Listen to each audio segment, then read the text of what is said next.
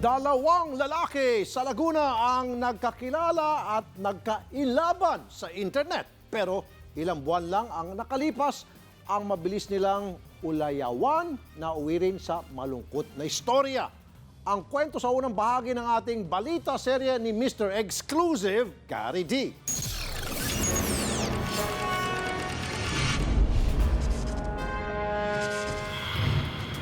Sa modernong panahon, malaking impluwensya sa buhay ng mga kabataan ang social media.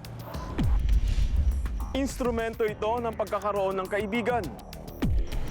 Subalit sa hindi inaasahang pagkakataon, isang lalaking modelo at isang lalaking medical student ang nagkakilala at di kalaunay nauwi sa trahedya ang pagsasama.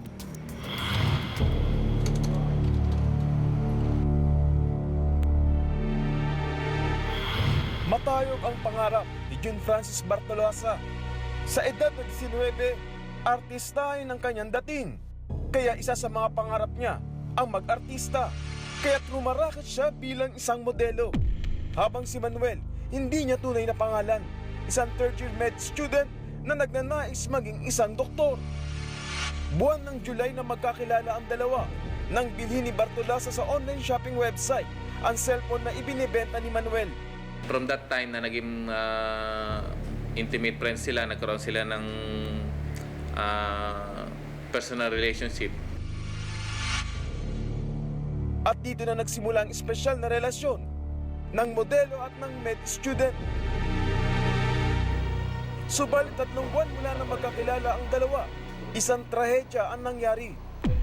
Sometime since September 5 at around 2:30, nag-report itong ang kanyang best friend na natagpo ang patay itong kanyang kaibigan, itong ang biktima na patay dito sa kanyang apartment. Patay kasi ang isang medicine student sa Santa Rosa, Laguna.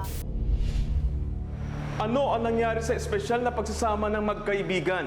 At ano ang kwento sa likod ng trahedya na nangyari sa kanila? Abangan yan bukas dito sa Balita Serye. Be sure to come back. Use 5 everywhere. Copyright 2016.